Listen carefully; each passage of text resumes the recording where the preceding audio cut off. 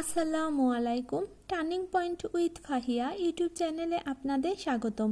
এখানে আপনারা পাবেন job circular, job exam notice, job exam suggestion এবং জব প্রিপারেশন রিলেটেড বিভিন্ন ভিডিও।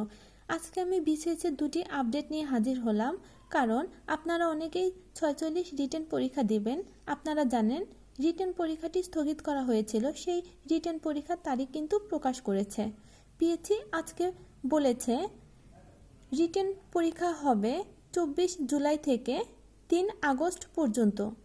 এই সময়টায় যে পরীক্ষাগুলো হবে সেটা আবশ্যিক এবং 10 আগস্ট থেকে 21 আগস্ট পর্যন্ত বিষয়ভিত্তিক পরীক্ষা হবে। আর 47তম প্রিলিমিনারি পরীক্ষার তারিখটাও কিন্তু পাল্টে গেছে। 47তম প্রিলিমিনারি পরীক্ষা হবে 19 সেপ্টেম্বর 2025 এই তারিখে।